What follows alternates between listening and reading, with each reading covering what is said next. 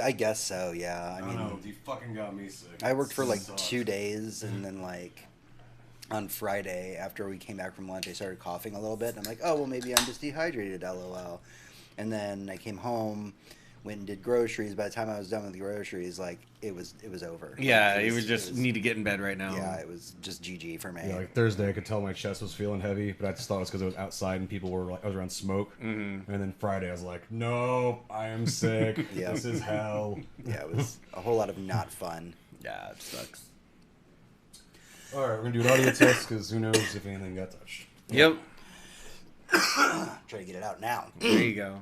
All right. Get you some, right, some Vicks. Oh yeah, I mean, I Yeah. did have to move the stuff last week because of. Oh yeah, because Yeah. we were all in different spots. Yeah. Yeah. Well, I just moved the two of you. Okay, good. Yeah.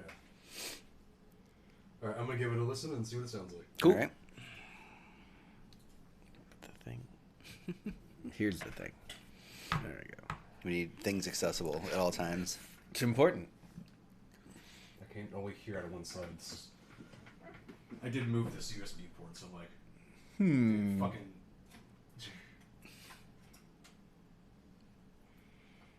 Did the port eat one of your sound channels? Well, the Elgato only likes certain USB ports. Okay, So I discovered- did just notice the Elgato's back. Yeah, thank God for that's that. working now. See, now I'm not hearing anything. Like, I don't know what the fuck's wrong with this headset. Did you It may have- Windows it may have change the switched- thingy? Yeah. It switched the thing. Yeah. There you go. There, now I can hear it. Yay.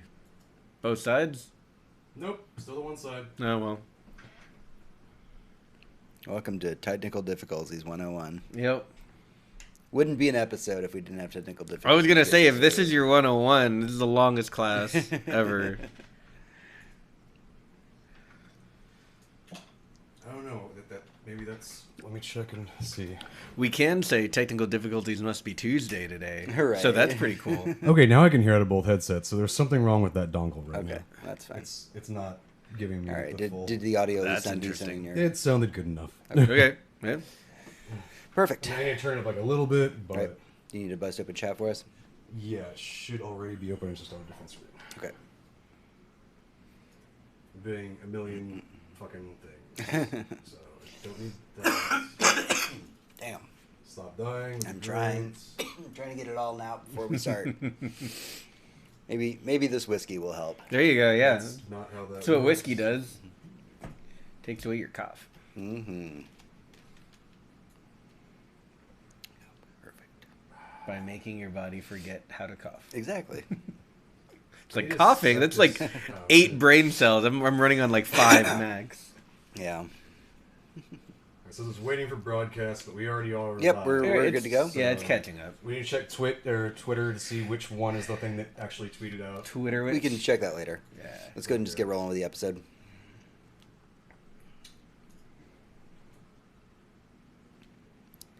There we go.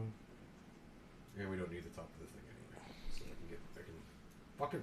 All right, we'll do this the hard way. Go down here. This is the hard way? Yes. It didn't want to fucking scale correctly. Yeah. Yeah, it does that. There we go. All right. All right. We're gonna do a take one. Like I said, I turned it up just a little bit All right. to see where it's at. But yeah. There we go. Cool. I'm back, and it's time for geeky news to get serious. Adventurers, gear up for an all-new episode. Wouldn't it make sense to say James is back in case they don't know who I am? They know who I am. Alright, just saying. I should have put in at the end there. Oh my god, I thought you were dead. We can do it again. It's all good. It is funnier Hector's way. Yeah. It is way funnier because we said you were dead. We like said you were 5 dead a times. lot. Yeah. Yeah. All right. Yeah. Let's do We're it. doing it again. Yeah. I'm back, and it's time for geeky news to get serious. Adventurers, gear up for an all-new episode. Oh my god, I thought you were dead. You almost cut him off. Do you want me to do it again? Yeah, yeah, we can do it one more time. Yeah, Last time. last time, I last didn't time. realize where he stopped. I'm back, and it's time for geeky news to get serious. Adventurers, gear up for an all-new episode. Oh my god, I thought you were dead. Perfect. That works. Yeah, Okay. cool. Cool. We're done with that. Yeah, yeah. Yeah, audio looks That's pretty good. good. It's sounding good. Awesome. All right, let me.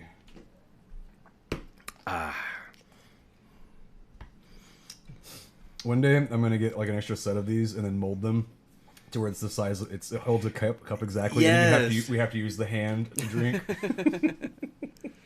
I love it. Yeah. It's gonna be the world's most annoying koozie because you have to hold on to. Oh yeah, it just fucks your wrist right up. You're gonna spill constantly. Like, I don't know what I'm doing. Greetings, adventurers, and welcome to the show. We are the Surly Nerd, your one-stop shop for geek news that might have flown under your radar over the last week. I'm your host, James, and sitting across from me is the producer of this fine show, Tony. Hey. And with us, as always, our third chair host, Hector. Howdy. And if you're new to our show, hey, welcome. This week, we've got the Week in Geek News to cover, and our main topic is a bit darker. We need to have a talk about what's happening to women in the world of game development right now. And it's a little bit rough, but I hope that you'll stick with us through the end because I feel like it's a very important thing for us to be discussing this week. Don't forget that you can keep connected with us through thesurlynerd.com, where you can follow us on all social media platforms and even donate to the show. Every penny donated... Oh, fuck I was going to already interrupt you to tell you that we're going to redo that because for some reason it's showing up a little bit quieter. And I need to stop this. Let's go through the beginning. What was the line that you said for the subject matter? That this week we've got something more darker. I think it's a little use darker. use the word serious and not darker. Okay, that's a good point. Let's do that. It just Yeah, it will sound better. It sounds Yeah. better. It's more respectful, really. Yeah. Yeah. Like I wanted to immediately stop you, but I was like, okay, let's see how this goes. But then Yeah, let's do it. all right, I'm going to turn you up a little bit because you're quiet. Today. Yeah. Sadly, it's just because of being sick. Look, Archie, what the... He wants his tail is going fucking crazy over here. I thought there was something in the. All right.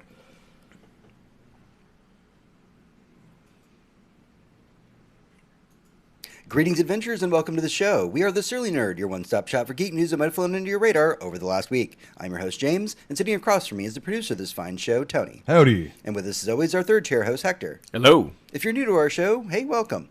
This week we've got the Week in Geek News to cover, and our main topic, it's a bit more serious than usual. We do need to talk about what's happening to women in the world of game development, so I hope that you stick with us because it's a very important discussion that I think that we honestly really need to be having right now. Don't forget that you can keep connected with us through thesurlynerd.com, where you can follow us on all social media platforms and even donate to the show. Every penny donated goes right back into the show that we make for you every week.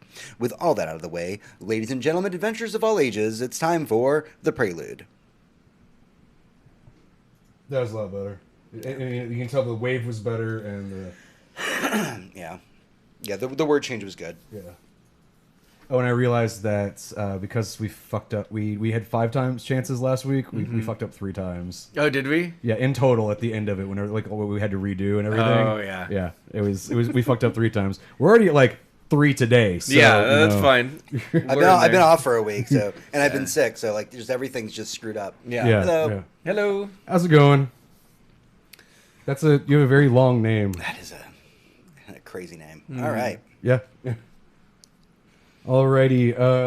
Prelude. We already clicked on the prelude. Yeah. That's not, which is something I've discovered that the one that's highlighted is the one that's active, Nice. even if Okay, I got Archer. you. That is my leg. Archer. What the? He just wants to be part of the show. He was Well, at first he was clawing my knee, and then now he's gonna give me a billion fucking degree crotch. He's a good boy. Ready? Yep. Ready. Fucking cat, stop it. I promise you, we're actually going to be recording a podcast at some point. Yep. At one point in here. Well, just it's hard for me to see him and the microphone. Wow, that's racist. There's a fucking tail in my mouth. Yep. This is what recording really looks like. Yep. Prelude. All right, this is the prelude. This is what we've been doing with ourselves this week, what we've been playing, what we've been watching, what's been occupying our free time. But man, I was gone last week. Yeah. We got to start with you for once. Y'all put on a whole show without me. Yeah, that's what we did over the last That's week. what was We put on a occupying whole our fucking free show. time. Yeah, it was very impressive. I did get to watch from a distance. What'd you think about how the Surly Nerd goes on with that when you're not around? You guys need a lot of direction. I think that I think the moment that I leave, It's everything- almost like our director was gone or it something. just goes off the rails. Like I left you guys notes, and then you start going off the rails, and I'm Well, we just looked like, at the notes. We were like, "This is boring. We don't want to talk about that. We want to talk about this other stuff instead." just like I'm gonna angry chat at you guys while you do this because I'm just like, why are you screwing up the show? I had it planned out perfectly. Yep. But no, I think it went really well. I think the discussions that y'all had were really fantastic. I actually did like the little bit of deviance at the end where you guys brought in the extra little bit of Disney stuff. I mean, know- if anything, I we know- always bring a little bit of deviance. I know that Tony had like a giant heart on to want to talk about the different Disney rides, so it's understandable. Dude, I mean, come on. They're like, we haven't even talked about the Tron coaster that's opening up. How do you even not know about that? Right. Oh, seriously, that's near and dear to my heart. The right fact there. the one in France is already open, and the one in it's opening in less than a year Yeah, in Florida. That's Yeah. a number, I cannot wait to go ride number Tron. one. That is the thing that I want to go and do. So yeah, I got a new job over the last couple weeks, and they had to ship me out, and I had to go do a whole bunch of adult stuff. But one of the fun things about doing adult stuff and traveling for work is one of the things I don't get to do too often that I should do more. When I know that we all say this as nerds, is I don't really read as much, like actual books. Yeah, same. So every time I go on a trip, I make it a point to grab a book and just like dive in and read that book while I'm on a trip. Yeah, I've got like 4 books on my nightstand that are all like a chapter and a half in. Right. Yeah. That's, So that's not counting the ones that are on the shelf that are a chapter and a half in as well. yeah. So I don't want to bore you guys to death with this because I know that me just being like a big literature nerd, I'm going to dive way too deep. The book that I read while I was on my trip is by Mark Z. Danielowski. It's called Only Revolutions. Some people may know him from probably his most famous work, which is House of Leaves. Yep. He's a author who invites you to be interactive with his reading. He doesn't write in a very typical prose sense.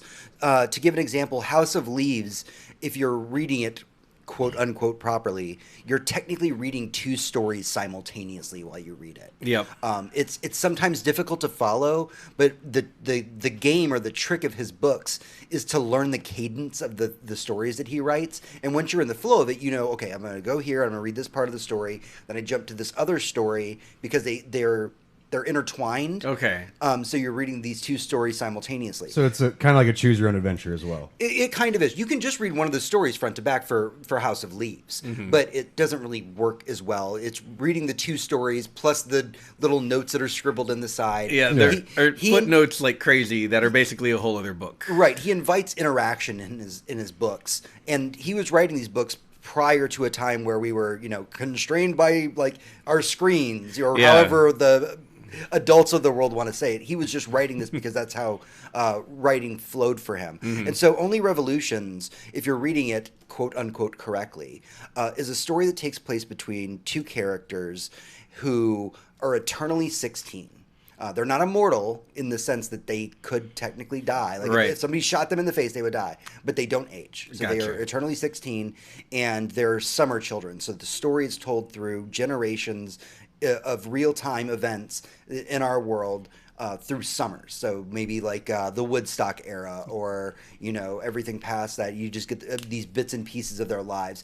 And they're So weirdly, this is about the kids from Stranger Things because they only exist during during the summer / like Halloween. Right. They're Halloween children. And so the story is them going through the ages essentially, and the footnotes are kind of their scribbles of going through like the 60s and 70s, 80s. But the stories themselves actually take place in 8-page stories. Okay. So any given time period you're reading is an 8-page segment. And so the book Only Revolutions isn't just a, revolutions of the sun or the years gone by, but literally the way the book is written is so that you would read part of one story and then flip the book over and then read the next 8 pages from the other character's perspective. And it's very fascinating to me because 2 characters at 16, a boy and a girl, we always have the impression that girls age a little bit older, or they have to really be a part of the real world faster than boys do. Yeah. And that's very much reflected in this work. Sam's very much this idealist.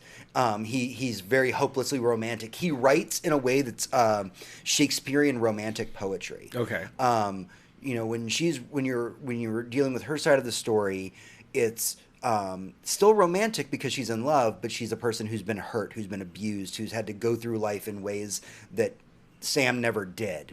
And so it's just a fascinating reading, and I highly recommend his books if you're into something that will engage you in terms of a book. If sitting down with a book is boring to you, maybe some of Daniel Eske's books will engage you because they encourage you to read and experience literature in a very different way.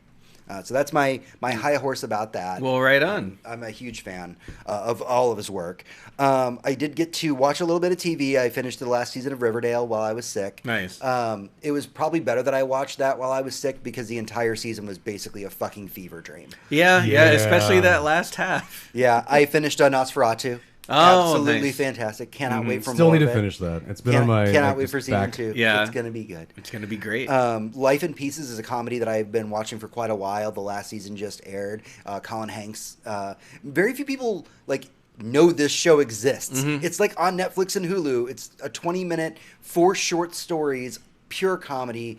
Absolutely fantastic. Look it up. Definitely go watch it. It's very, very funny. I need to. I've only seen like half of this season, so I need to go watch the other half of it now that's out. There's a lot of little comedy gems like that on Netflix. I keep trying to get people to watch one called I Think You Should Leave, and I haven't talked to anyone who's watched it, and it is I so saw the incredibly trailer, funny. and it just didn't seem like the type of comedy that would be up my alley. Just give it an episode. It's so Like, it seemed incredibly a funny. bit too much Tom and what's his name from Tim and Eric. Tim and Eric. Yeah, 'cause I hate Tim and Eric. It's cringy, but not in that sort of way. It's not cringy because there's nothing going on and this is really stupid and what am I watching? Yeah. It's more of Okay. a situational like, oh my god, why are these humans interacting? They should never talk to each other. Okay, so it's not as ridiculous as like Eric Andre's also show that is incredibly awful that no one should No, ever it's not watch. just like balls, and that's the joke. Yeah. So I know that I'm really bogarting a lot of the prelude, but I did get a chance to do a lot of great things this week in terms of just reading and watching stuff. The last thing was something that we talked about on the show when it very first was coming out in print form. Hector, you managed to buy a copy of this. It's called Infidel. It's in trade paperback form right now. It is a horror short story, graphic novel. And it is by far one of the most powerful pieces that I've read in a long time. Same. In case you missed us when we first talked about this story, it is a story. It's a ghost house story, a haunted establishment in which the spirits within the house feed off of racism and fear. And it's specifically about a Muslim American woman post 9/11 moving into this place and the spirits that feed off of that, the racist fears of Muslims during now basically. Yeah. And it's heartbreaking and it's beautiful and it's scary for all the non-ghost reasons. Yeah. And I cannot recommend it enough. Go to your local comic book shop, pick up Infidel. If you want something that's just really engaging and really will move you, please, please, please support this book. Hector, what'd you do this week? Let's see. I made a list as usual. I finished the last season of Orange is the New Black. Absolutely incredible. It was so heavy that I couldn't binge it. Yeah. I basically got in like an episode or two maybe a day as I was that's going enough. through it, and that was just, I was ready to uncle out after that. But I finally got all the way through it. I'm very happy that I did. The show ended very well, and yeah, there were tears, there was all kinds of stuff. It was great. Let's see. On top of the other TV, I also finished the new season of Glow, which was So good. practically a one sitting for me. Yeah, no, 'cause- that was like I seriously sat like down and it was like, and then it was over. I was like, Yeah. holy shit, that was so good. No, but it was incredible. The gorgeous ladies of wrestling are probably my favorite thing on Netflix off season, which is not the Stranger Things and like Mindhunter type. It's stuff. so interesting that Glow is able to tell such an in-depth and long story over something that didn't last that long. Yeah, Very that's true. very They- true. They're very much giving us the day-to-day lives of these women in this story. Yeah. So other stuff on Netflix that I saw was Mindhunter season 2. So good. That was incredible. If you I like David Fincher, watch this. If you like crime drama, watch this. If you like historical context, it's a story about how the FBI discovered that serial killers are a thing and how to maybe find them before they do more murder. Yeah, no, they literally invented the term serial killer. Yep. in this, and you're like, oh, that's where all of this came from. Let's amazing. see. 2 more. 1 bad movie, 1 good movie. Bad movie, Dark Phoenix. My God, don't watch this. Okay. Well, don't pay to watch it. If you're bored and you want to kill an afternoon, do whatever you got to do. Watch it in a Blockbuster or something. You know what I mean? But don't pay for this movie. For Dark Phoenix? Don't pay I for also Dark watched Phoenix. that. Yeah. Weirdly, your list is like everything that I did as well. Dark Phoenix is... I'm glad that it's done.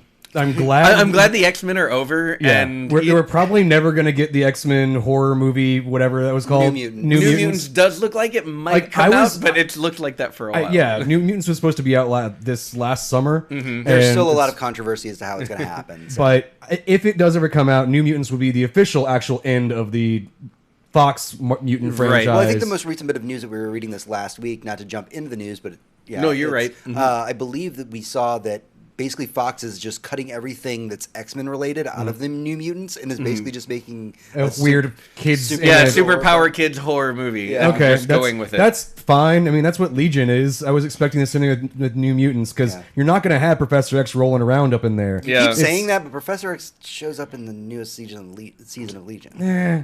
You're speaking out of ignorance here. Like I haven't even finished. Which this he's season of always Legion. done about Legion. High five. Yes. Yeah. Thank you. I'm sorry, the show is still not good. So last movie I saw, one that you guys will probably both be interested in, is called The Nightingale. And that was by the woman who wrote and directed The Babadook. She also wrote and directed this.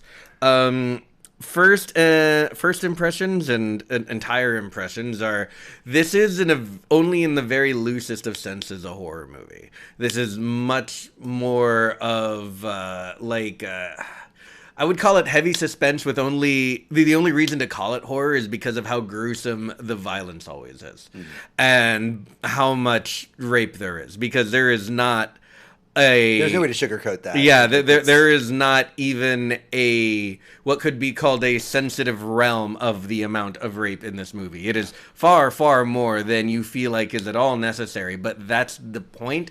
It's never gratuitous. It's never overly sexualized. It's just terrible. Well, if you read the interviews with Jennifer Kent, who's the director, yes, she talked a lot about the research that she did for the piece, and she was like, what I'm telling is the story of these people who had to survive during this time where these horrible things were happening to them, because when we talk about this period in history, we gloss over these horrible things that happen. It's true. And she's like, right. She's like, the horror of what's going on is fucking humanity. Yeah.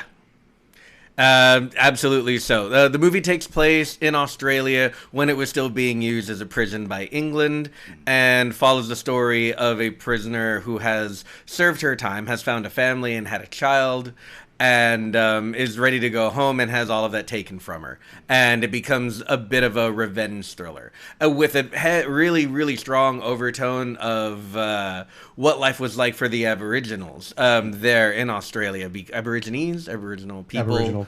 Okay.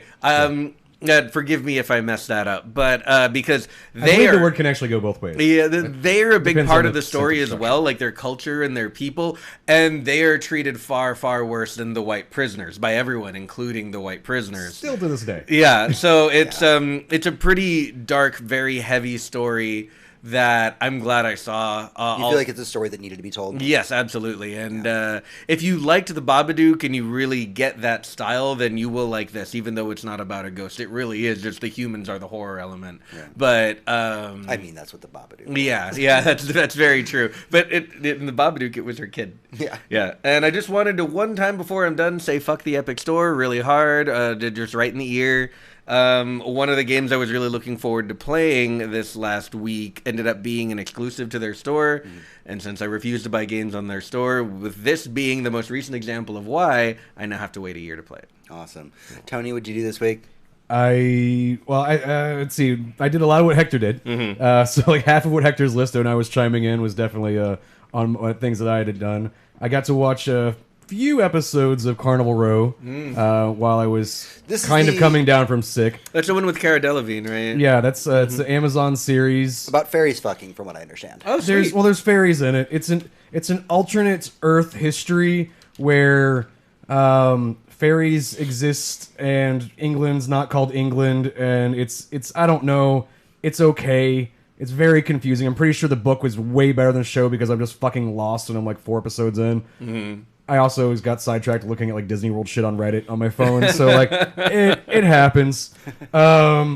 I just I don't know. I've been watching a lot of YouTube on how to do editing and video stuff. Yeah. And so if you like see us on Twitch, we've got some temporary new overlays that I'm working on that are animated and shit.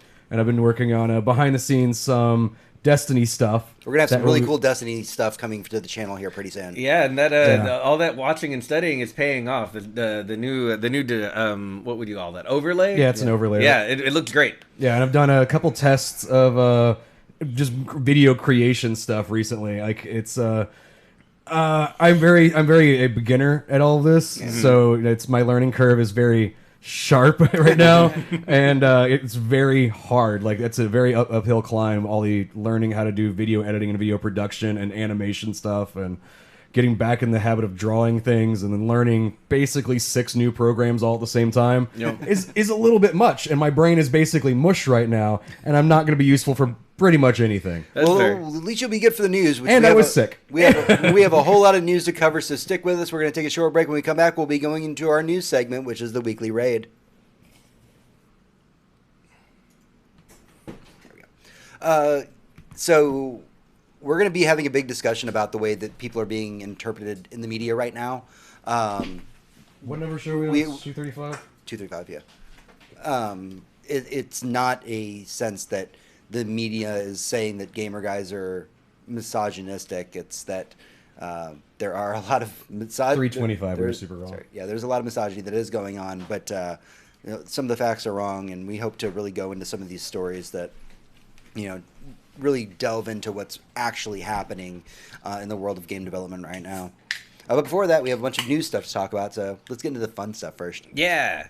Hold up.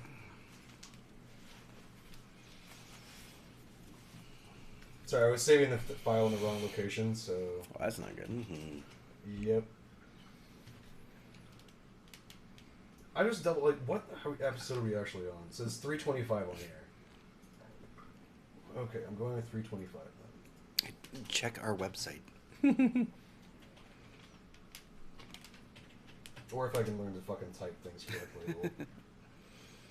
Yeah, I'm literally just going to pull up our website because I don't fucking know what episode That's we're what on. I do, and I can't remember the episode. But hi, everybody. Welcome to the chat. Yeah, we're making Yeah, for some hey, great everybody. show. We're making for excellent Yeah, show we're right just now. sitting here waiting 325. All right, we're definitely on 325. for... Yay.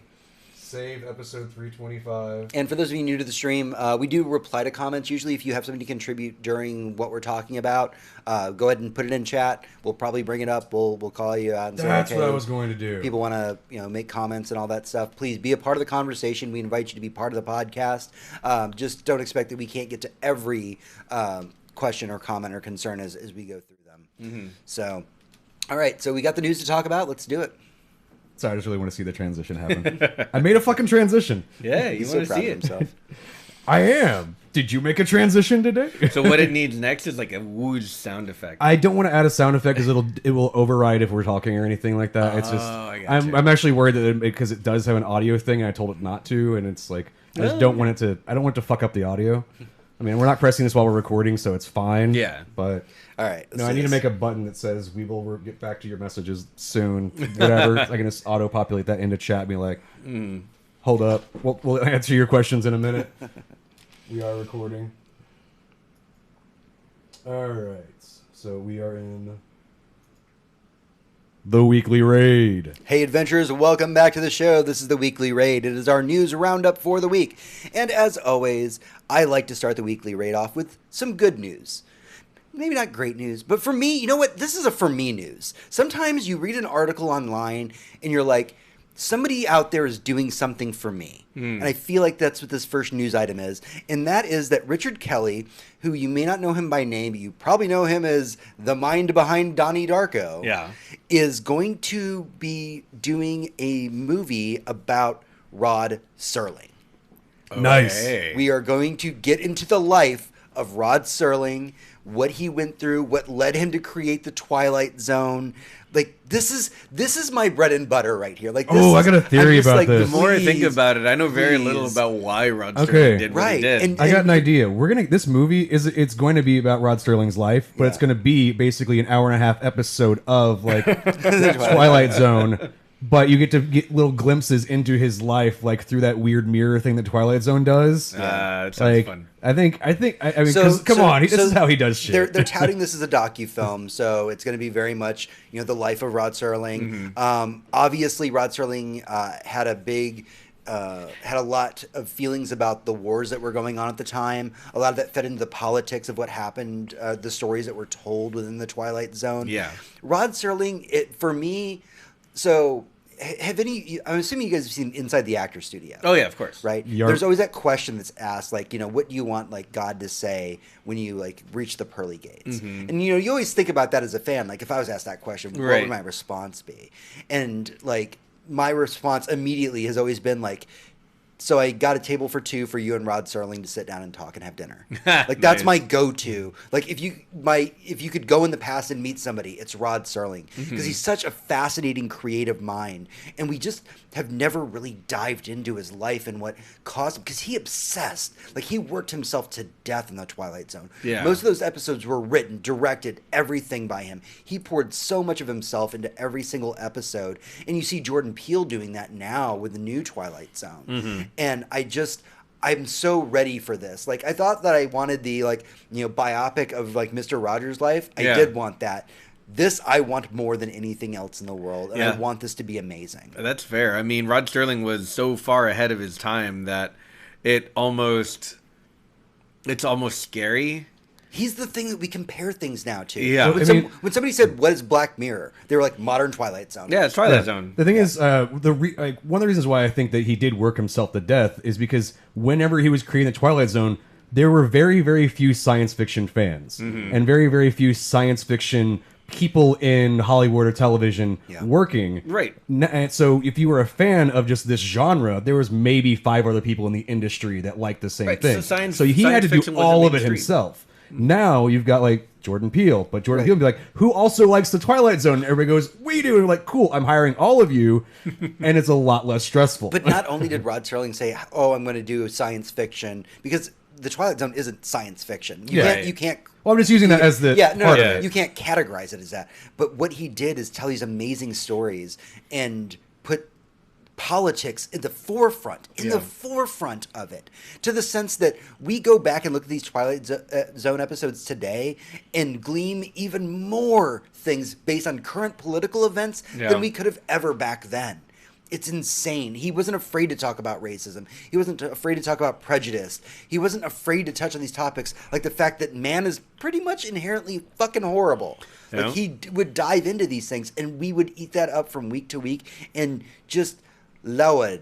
He's finally going to be getting his story told. He Yeah. paved the way for Star Trek to do the same thing. Yeah. Like, think about these shows that like we grew up on, but we were over well before we were even born. That we've seen all of our lives are more influential to political history for us than anything that's come out recently. Absolutely. Really. Absolutely. Nothing. I can't really think of anything that is that charged and explorative in what kind of stories we can tell between those two shows. I mean, you're right that it's not exactly science fiction, Yeah. but there were like science fiction elements definitely in a lot of the episodes. And without that kind of normalization on mainstream TV, I wonder how much longer it would have been before we even got something like Star Wars. Oh yeah, I'm thinking. Well, that's what I'm saying. Star Trek wouldn't have existed had it even not that, been but for this. the- And the idea of the twist, like Rod Serling, man, he had that perfected. The twist was like I don't think you would have somebody like an M. Night Shyamalan if it wasn't for what Rod Serling put in place beforehand. Yeah. Like the dude, I'm not even kidding when I say that like Rod Serling is a hero of mine.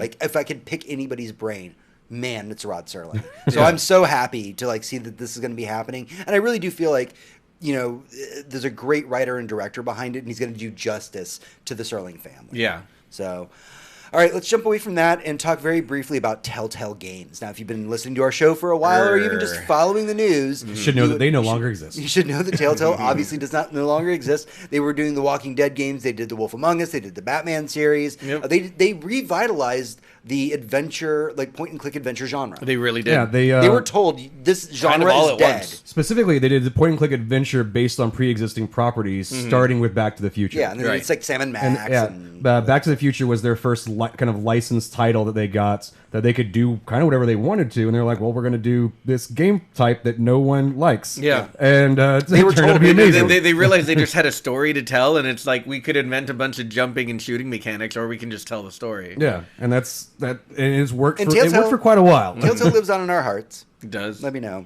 I mean, I like still got a bunch. seriously, I it's still have just, their games downloaded. it's just I love those games so much, but it did unfortunately perish. Yep.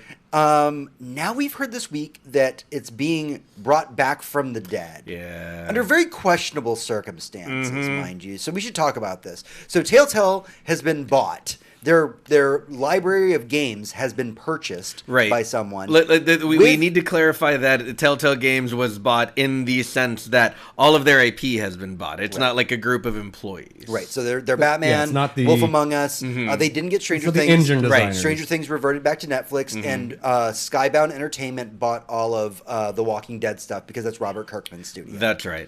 Yeah. He made sure it's basically the two biggest. He was like, the two biggest outside ones were like, Mine? these He was- are ours. Yeah. Do not fuck with the things that we He was made." probably scared. Like, if I let them keep this, they're gonna go down fucking like the yellow brick road with my zombies. You come back over here. I don't want you telling. And if Netflix does non-canonical anything, Walking Dead it's shit. making sure their IPs stay with them, right? So So there's the two of them makes sense. so there's a new Telltale Studios.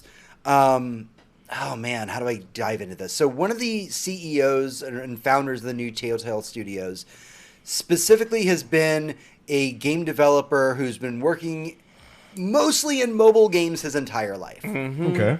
Now that can come with good and bad things. See, Telltale games are essentially very just There are a lot Heavy of cell phone great games. mobile games out there. True. But as we know in the current political climate, there's a lot of mobile games out there that are cash grabs. Oh yeah. like 99. More so than okay. More So so. for every really good phone game, I would say there are probably, this is not an exaggeration, about 500,000 cash grab mobile Exactly. games. Yeah, there's only one cell phone games franchise that I enjoy. It's So called The the- Room, and that's it. Yeah. Yeah. I have one game installed on my phone. So Jamie Adeleti, who's taking over the new Telltale games, worked for Galaxy Pest Control. They made licensed games based on Duck Dynasty and Power Rangers. He has not worked at Telltale. His new partner has not worked at Telltale. Right. And they said that, we do have the big licensed properties. We got Wolf Among Us, we've got Batman, we've got some of the original Telltale games like Puzzle Agent. But Except for DC's going to come down with a hammer that they start fucking with their stories. that is true. They're trying to get their hands back on Tales of the Borderlands, I think. They'd interesting. like to get the Guardians of the Galaxy or Game of Thrones games started back up because it never got finished. The Game of Thrones one was But not good. here's the so part that was angers cool. me as somebody who is a fan of the original Telltale games. The new corporation overlords, as we shall now refer to them, have said, hey, all of you Telltale employees that lost your jobs, if you're still not employed or you want to come work for us, you totally can. Caveat, as freelancers with the potential to be moved to full-time employees. Now you'll find out how Oh. freelancers get paid a little later in the show when we go into something a little more serious.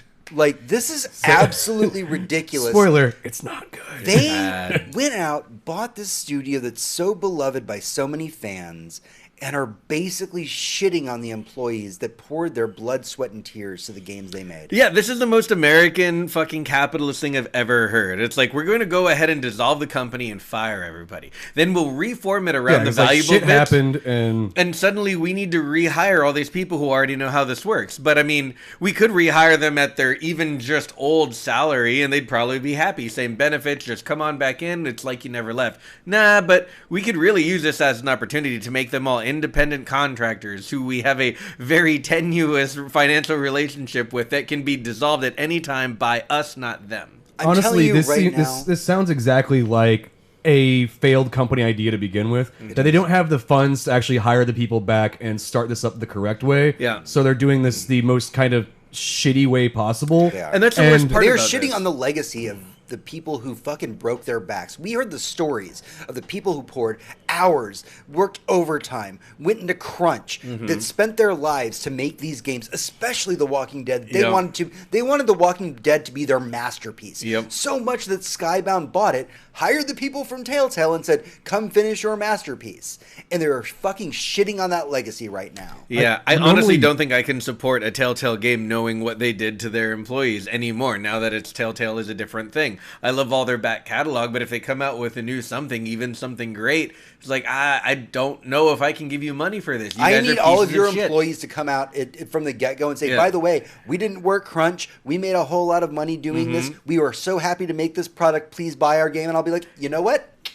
Yeah, There you and go. we unionized, and Yeah. then I Whoever- immediately buy the game. Any Yeah. game that says it's made by a union, I don't care what it is. I will buy it. I don't care if it's Candy Crush We're going 3. to talk about unions a little bit Well, later, let me so tell the you. the one whenever a game company kind of comes back up, whenever somebody buys all the rights, it's normally a few years down the road. Normally, it's those games have kind of been forgotten about. And then you're like, oh shit, they're gonna make more of blah blah. Yeah. And you're like, I remember playing that game. It was so much fun. I wonder what they're gonna do with it.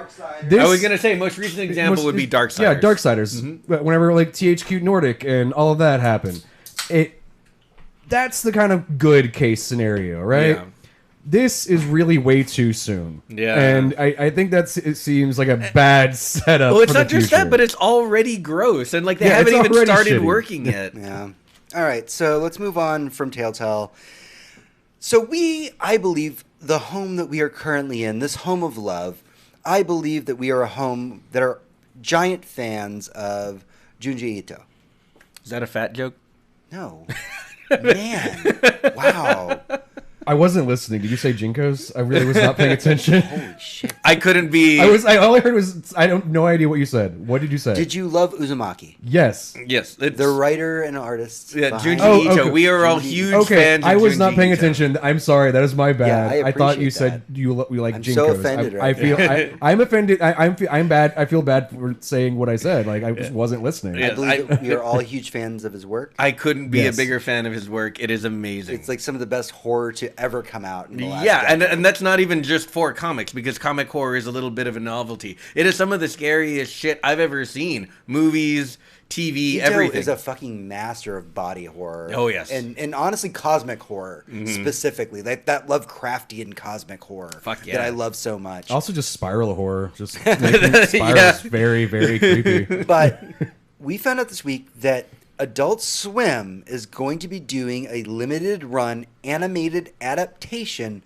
of Uzumaki. Yikes. Now, let's not spoil the story for anybody, but I know, Tony, you're a giant Right. fan. If you could I just- kind of already did. if you could- It's spirals. So, right. Or spirals are the- evil. So- Spirals are evil. There you go. That's the entire plot line. In an area, in a town, for all intents and purposes, the members of the town slowly become obsessed with spirals. That is the plot, Yep. and I really can't go if you any go into further any more into it. detail, then you ruin the entire thing. Right. And It's when spirals. you hear this, and if it sounds kind of dumb to you, read it. I guarantee you will want to put this comic in your freezer so that it can't hurt you while you sleep. Right. Yeah. Yeah, no, Hector is super right on this. Like, I think the problem is explaining the plot line ruins the entire thing. So you have to give like the briefest overview, and the briefest overview sounds fucking It ridiculous. sounds a little stupid. Yeah, I've talked about Junji Ito on the show before, and in trying to describe some of the horror, it comes out sounding a little dumb. Yeah. But it's super not. It's super horrifying. Oh no! I mean, I've read the book for Parasite Eve, not the video game Parasite Eve, Right. the actual horror book that it's based on, Parasite Eve,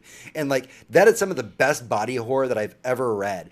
And trying to describe it to somebody, like mitochondria makes you like really fucked up and like grow limbs and shit, and you're like, that sounds stupid. No, Yeah. But when you read the gory details of it, like Yeah. it latches onto you. Yeah, on the surface, his premises are very simple and odd. You know but what, it's though? it's the depth and the creation and the character what, and the though? world It's- building that it's- just comes off so fucked up. As somebody who's been a fan of horror since I can basically remember, like learning to read, like the best horror has always been the simplest. Yeah. Look at Stephen King's library. When you talk about it, like on the surface, like not talking about the Stand or any of that bullshit. Right. You're like, okay, so what's Cujo about? What's about a dog? It's about a dog. What's Christine about? It's car. Car. Car. Yep. Carrie. But That- teenager, Yeah. a teenage girl, Right. Yeah. The biggest Whose horror. mom locked her away Yeah. for Right. a long time. One story is just about Horror, fun. horror doesn't have to be complicated. Even in Lovecraft, the horror Maximum doesn't have Overdrive is about a very angry semi truck. Right, but like when you talk It's about also not good. Lovecraftian horror, yes, it's cosmic and it's Mm-hmm. unfathomable, but like he puts it in very simple terms. Dreams in the Witch House is about a door to another dimension that you can't process what's behind it because the human mind It's- can't good comprehend it. horror Yeah. is descriptive. It's very good at using verbs and adverbs to So- describe things that you have no understanding of what you're describing. Which brings me to my topic for this, though. We've got an Adult Swim doing like a 4-part miniseries based on Uzumaki. Can this be good horror? Did you see Here's- the movie Uzumaki? Because it was already fucking good. So here's the thing about this that worries me. Quit tapping the thing is on the table. Very recently, just in the last 2 years, a studio finally, after decades, went ahead and did an anime based on the works of Junji Ito. The problem is it suffered from things that a lot of anime suffer from, which is budget constraints and time constraints. So the art wasn't the best and the animation wasn't the best. What this means is that a impeccably, beautifully drawn comic gets like a once over from a very struggling, very hungry artist trying to crank out 24 of these in the next hour. Yeah. So I don't want to be that dude. Yeah. But like, going back to my childhood, I read the manga for Evangelion and then watched it, and Mm-hmm. I loved the anime growing up. But like looking at the level of detail and some like when Mm-hmm. you're like watching like the sinew and stuff like rapid like Yeah. happen in the comics, you're like, oh god, that's painful. Yeah. And in the anime, it's like, I guess his arm fell off. Yeah, Too. Junji Ito's drawings are very much a labor of love. I have watched Yeah. entire YouTube videos, hours long, of just him working on a drawing from start to finish, knowing full well what he was going to draw. And it took him hours to finish that page. And it was amazing when he was done. Well, if you see the live action movie, The trepidation here is that this needs to have a budget and needs to have the time. Yeah, it's exactly. Adult Swim. The fact that it's a short series and not like an ongoing Yeah. like show makes me very happy. It's also Adult Swim, and at this point, they have enough fucking money to make whatever the hell they want. they've got Rick and Morty money. Yeah, no, they had to have that. I mean, they had to have enough money to pay them to make more Rick and Morty because they were like, "Yeah, we're done. Sorry." And they're like, "We'll give you more money." Like, "Oh fuck yeah, 5 more seasons for that much? Sure, yeah, we'll do that." That works for me. That's how much money they're dealing with. So right we're now. nervous about this, but we're slightly optimistic. I'm nervous until I see an actual drawing. I'm nervous until I see a screenshot. Yeah, no, I want to see basically. what if they're going to use. You're waiting his for your Dark artistic Crystal style. trailer. Yeah. I know.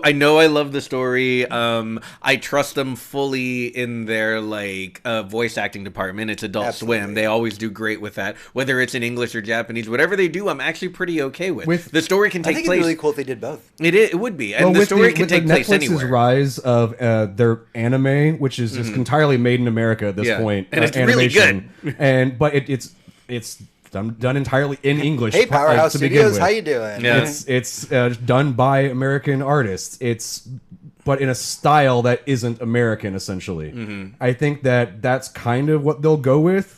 Because Netflix has shown that it works, that there is an audience for this, but you have to kind of put America first in where you're going to put that. Wow. Sorry, Wow. that's Ouch. what Netflix did for a lot of their My anime, though. soul hurts. Okay, so Netflix aside, Yeah. Adult Swim also has a very good relationship with anime. I mean, Yeah. if it wasn't for Adult Swim, how many kids wouldn't Shit, know what before Cowboy Adult Swim Bebop was fucking was? Tsunami, and Tsunami Yeah. was just anime shit in DBZ the and night. Gundam Wing, my friend. Yeah, Yeah. and Ava also. I mean, all of this stuff happened all over Adult Swim when I was in my late teens and early 20s, and I really appreciated that it got that to kids who were younger than me. Yeah.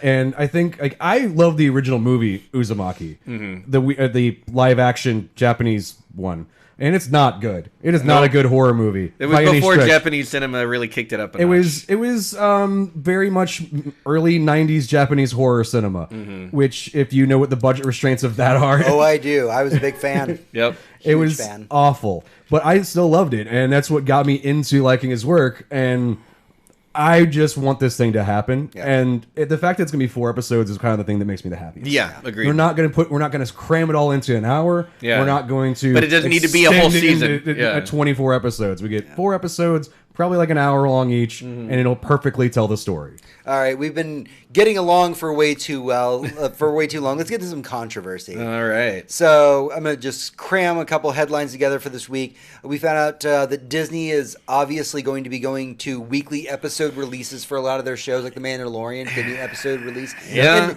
And to counter this fact, Netflix is going to start testing doing weekly episode releases for their shows as well. Netflix has already been doing that. They have a couple shows. Well, they have are shows that are weekly, Yeah. and they have since like Chelsea's like. So one of the big ones is like Tonight the Show. Great British Bake Off or the Cooking Challenge. That's going to be a weekly show now. If you go to pull it up on Netflix, it's no longer just binge the whole thing on Netflix. It's going to be a week-to-week episode. I think that model kind of works well for that show, considering the type of people who watch it. Me being one of them, by the way. Yeah. It's a great show. It's So very comforting. Netflix is the one that's most known for binging, but Hulu is the one that's most known for giving you episodic things, but sometimes the full season. Well, yeah, what we And- got with A Handmaid's Tale just for this last season was when it dropped, they dropped 3 episodes. Then it went week to week to make it, first of all, a 10-week run and not a 13-week run, because one of those is ridiculous. I kind of did that. Yeah, but it gave you a chance to really get the hooks in at the start and then, like, Honestly, string and you that's along. kind of how I feel like things are going to go. It's going to be more of we're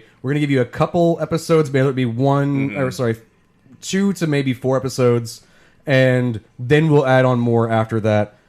Or or we could do this just straight up. You're getting one at a time, which nobody's really happy about. I think we're going to switch to you get some, and then you I get a don't little bit know, more man. left. If they I'm could telling you release right 2 or now, 3 a week or something. Looking at the trailer for The Mandalorian, and Yeah. if you haven't seen it, I don't want to watch do the trailer. I watch just it. don't watch trailers All right, so anymore. Tony, just people that are not Tony, Right. If you've seen the trailer for The Mandalorian or want to, do watch it. And my first impression when I was watching this trailer, I was sitting outside having a cigarette, watching this trailer, and I was like, "Holy shit, this is like watching a fucking Star Wars movie." In terms of the quality of the armor, the CGI, the everything. You could have told me this was a movie, and I'd be like, "Yeah, that's a Star Wars movie." That's We're getting a Boba Yeah, Fett movie. The Cool. visual That's fidelity what we're getting. didn't And so, remind you of TV. With something that's that high quality and has that much money behind it, because Jon Favreau was given all of the money to Yep. make this, I'm not surprised that it's going to be week to week. Yeah. I want it to be bingeable, but I understand exactly why. When I look at that fucking CGI and armor budget and stuff, practical effects budget, I'm like, yep, I see why. You want to make me hold on and tune in every fucking week and pay for your service. There's Right, also a and- reason why they're doing this week to week. They're starting a brand new streaming service with their own new episodes. They don't have a huge. I mean, they have a huge back catalog, but it's things most people have already known. They've already seen the new things. It's going to take them a while to build up that library where people can kind of go into that. Right. And I think for Netflix saying like, "Oh, we're going to start like testing out this whole week to week thing," I think it's only going to work for certain things. Like you were saying, Great British Bake Off. You know what? That makes perfect sense. I can see I could that. see that. They've got actually a couple reality shows on Netflix, and that's what their current target audience is for their week to week stuff. They aren't saying that Stranger Things is going to be week to week. Right. Because I guarantee if they say Stranger Things is going to be like week to week, the next time it's released, it will be hellfire and brimstone. Oh yeah, people will riot. Honestly, even though we might only get like another 3 episodes per season of like not Stranger Things, Black Mirror. Yeah. I'm okay with Black Mirror being a week to week thing because I generally only want to watch 1 episode a week. Yeah, honestly, that kind of works for me. I try binging it, and then I just hate myself. Right. after. And- Whereas I'm like- Stranger Things, I'm like, oh, now. I'm like, where's the And- dog? I have to pet the dog. Let's not forget the business aspect and the ramifications of all of this. What Disney is trying to avoid is the same thing Hulu tries to avoid. HBO don't give a fuck. HBO Turnover. just does HBO.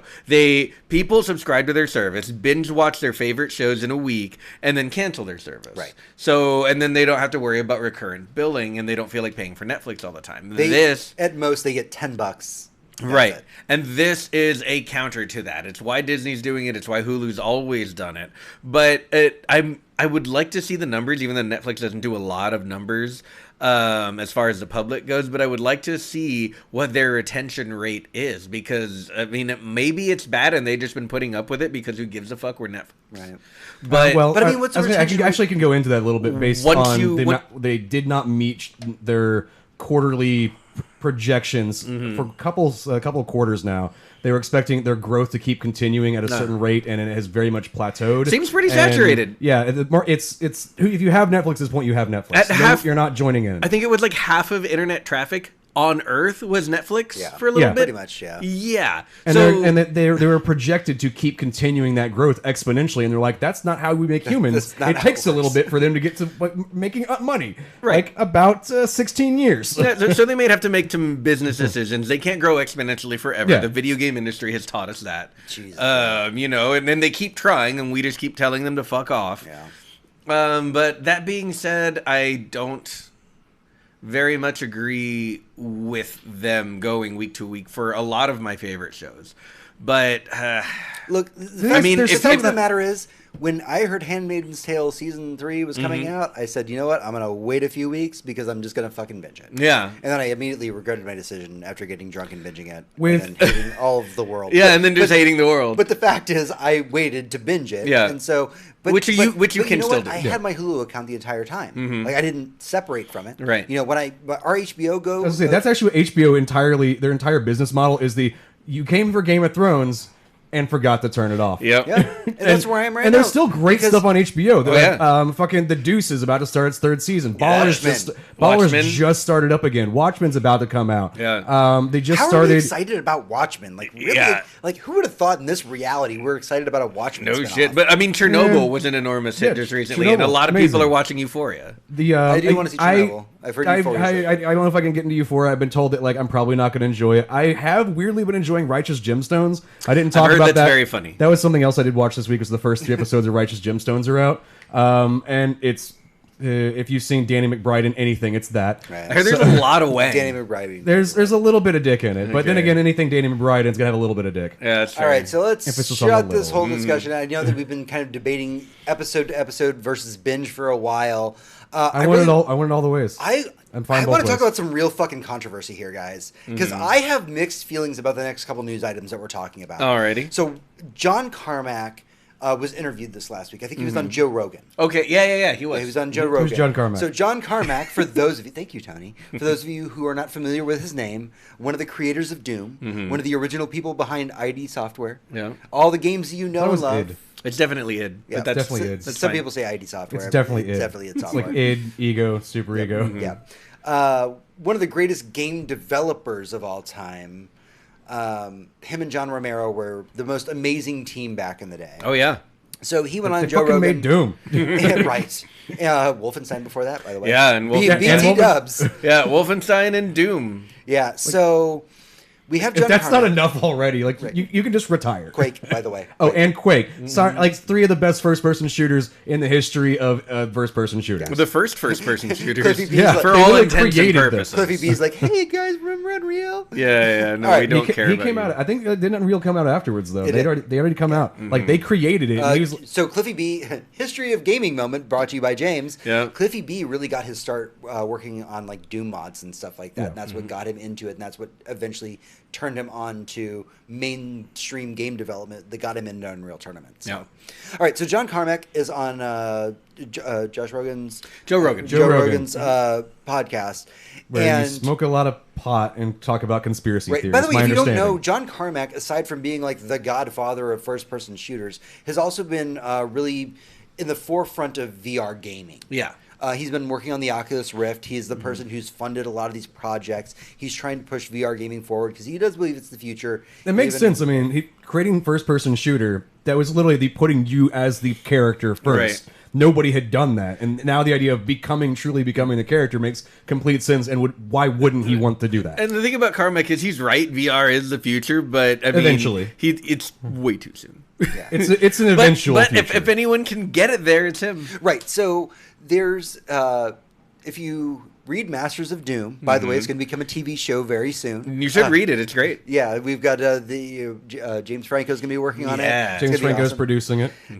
John Carmack is the technical mind behind Doom. John Romero was the rock and roll personality. Yeah. He's the one that brought the flair to the He game. brought the metal and He the brought skulls. the and blood explosions. danger. Okay, He's the one who was like, put fucking like 9 Inch Nails in Quake. Like he was that guy. All of our music should be by Trent Reznor. Yeah.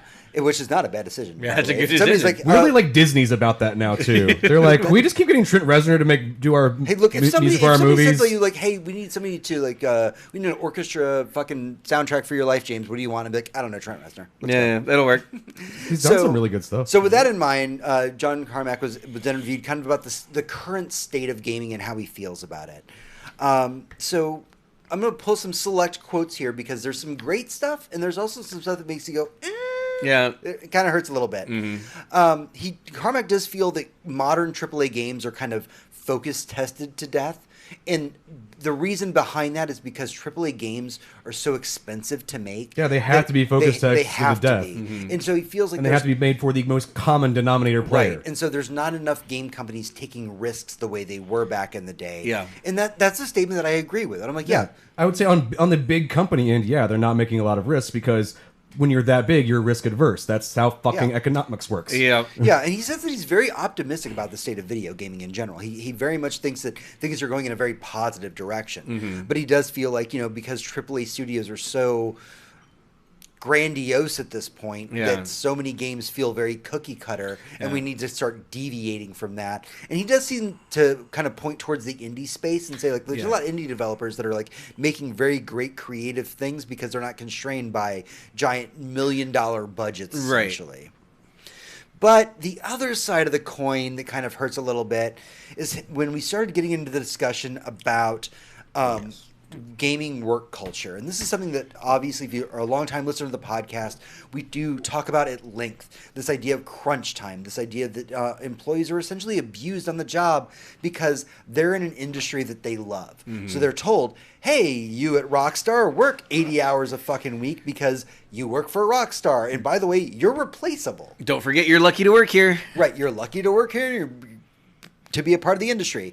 And so Carmack's kind of controversial opinions about this is that he thinks that it's awesome when people throw themselves at their work beyond the expectation of what most people consider reasonable. Well, because that was always his MO. That's what he does. He was a nerdy ass dude who honestly threw himself into his work. And there's a reason why Wolfenstein and Doom and Quake are the masterpieces that they are, because he's a dude that's really obsessed. Yep. Like he wants to be in the industry and he wants to sit there and he wants to program for, 16, 20 hours a day, slam some Mountain Dew, get up and keep going with it. And that works for him. He does understand the whole kind of backlash to it, but he really feels that the best creative, like the most creative games that have happened in the industry have happened because of crunch time. He thinks that people do work at their peak when crunch time is a thing. Maybe he thinks he does. Now to be fair, he did go on record saying, like, I'm not saying that crunch time needs to happen. He does not believe that it should be mandatory. Right. He doesn't think that it should be an industry standard. He thinks that it should be voluntary. That if somebody's passionate about a project, that you should go in and do it. In fact, he was talking about one of the producers that worked with them on the original Doom and said, all right, so here's this particular producer that worked with us on Doom. This guy basically worked 9 to 5. He had a wife and kids, and none of us on the Doom team ever disrespected him. We were putting in 18-hour work days, but we never disrespected him. And the reason for that is that when he came in and he worked that 9 to 5, he put his all into that 9 to 5. He busted his ass, and the quality of the stuff that he produced during that time showed his character. And so we never, while we were working 18 hours, never said he's less than us, because we saw his work reflected what he was doing. So there's a lot of mixed feelings here. I totally get saying like that the guy that busted his ass for only 8 hours a day is just as worthy as people who put in 18 hours, because he cared about his fucking job. Because Americans glorify hard work and think it equals good character. Yeah, and that's fucking wrong. And we just celebrated Labor Day, which is the idea of we're not supposed to do that shit. Now, that is the one thing that Carmack was... This is the other side of the coin here, is that Carmack doesn't believe that unions are going to be beneficial artistically to video game companies. And he's 100% right, but that's not the point. No, that's... You know what's way more important than artistic vision? Human beings. Yeah, no, it's and their lives I- and their families, and them being I- able to support themselves with a living fucking wage and reasonable fucking work hours. I fully believe that with constraints equals higher creativity. Yeah. And sometimes those constraints are you have very limited amount of time, and that time forces you to become more creative with what you can do, which is where you get crunch time. Yeah. You have very amount of time to get all this shit done, so you get finding creative ways around it. But we also, people are more important than products. Yes, absolutely. Even though our country doesn't believe that anymore or ever, I guess. But it's fucking true. My life is worth more than the dollar that it's like. I'm not lucky to work for a company. A company is lucky to have me there. Right. And he kind of said that whenever he's like the guy that came in and put in his 8 hours. The company was lucky to have him. But every company is lucky to have every employee, because if they don't have employees, they have do shit. nothing, and they can go fuck themselves. so I have to press back against the idea that people do their best work when they're stressed out or when they're overworked. All of the evidence tells us that this is wrong. Now, I don't know what that means artistically. I don't know if you come up with a better idea when you're stressed, or just a faster idea, or just the first thing that comes into your head. yeah. If you have an 8-hour workday and 4 weeks vacation that year, and you feel a little burnt out, and you take a week off, you might come back with some really fucking good ideas. Which is proven to be true. Yeah, and we sit around and act like it's the American work ethic that makes all this incredible art. But speaking just from the film industry, most of the best movies of the year come from other countries, and all of the cookie cutter bullshit comes from our country. Well, also, our country doesn't believe in paying for art. Right, and we've also gotten to the point where a lot of our indie Oscar-worthy movies are becoming cookie cutter, to the point where they're considering letting foreign films go for Best Picture. They need to, because pretty much everything that's come in for Best Picture for a long time now has been Oscar bait bullshit. Exactly. And When they doubled the number of possible Best Pictures, like, cool, double the number of things that don't even fucking deserve to be up there. And so I guess my entire argument is I understand where Carmack is coming from, and he, in the book Masters of Doom, is not always reasonable with his team. He says yeah, we didn't look down on the one guy who only worked 9 to 5, but there are multiple times in that book where he bitches at people for not working hard enough when they're there all the time, but generally was not given much to do. It's not their fault, and shitting on your employees like that is wrong. And if he still harbors any of those same ideas today, I'd say your work ethic and your projection of it onto your employees is, I don't know, tore up from the floor up. So one of the things that the point you might not quite get was the creativity through constraints, which is kind of what he was trying to go for. Right. But that's more like as somebody who's drawn to create art no matter what, and they only have access to a wall and a nail, so they scratch in and carve out this beautiful masterpiece of work because they had to create something. Right. That's what I mean by working with the limitations of what you have. And Not- right. And is that where creativity comes from, or does creativity come from exposure outside to new things? Yeah, it's This is the question for the ages, really. Yeah. All right, so we've been getting down a dark rabbit hole here. I'm going to lighten it up before we get to our main topic for the but podcast. can we just all agree unions are a good thing? Yeah, Let's please just unionize the clean- entire game industry. Yeah. So Hector, so oftentimes in the show I like to give a little segment to somebody here on the podcast. Tony, I like to give you a big old Destiny segment every once in a while. Shit, October 1st is coming right around the corner, so Right. y'all are saving up for that one. So this week I'm giving it over to Hector. This week was a big cyberpunk week. There was a Yeah. lot of announcements and things that happened. Hector, I want you to go I have a through them question as, for Hector. as cleanly as possible. Let's not sidetrack Because too much. because we did have a lot of things come out about this. I don't know anything about it. I haven't watched anything. Okay. Should I watch this gameplay footage stuff that they showed, or just wait for the game? Like, Are that's you- my one question. Are you already going to play the game? Yeah. Like you're positive? Yeah, I really just want to play this game. Then- It looked really cool. It's a very interesting world. I'm like, it seems like up my alley. I might put it down in 10 minutes. I might play it for 12 hours. I don't know. And then you don't need to watch it, and neither did I. I watched it because I honestly want to know as much about the world I'm getting into as possible. Okay. Not because of even some stupid hype reason, and because I can't help myself. It's because the best thing about The Witcher 3 and most CDPR games is how involved everything is. And this video, and we knew this going into it, was about how questing works in the game. And so what they did is when they showed us on Friday, they went ahead and showed us a 15-minute gameplay segment and then did a quick Q&A afterwards with a lot of the developers. what they showed us was the same mission being played by two different characters who went down two different class trees. And you can anyone who played Deus Ex knows that there's lots of ways to solve a mission.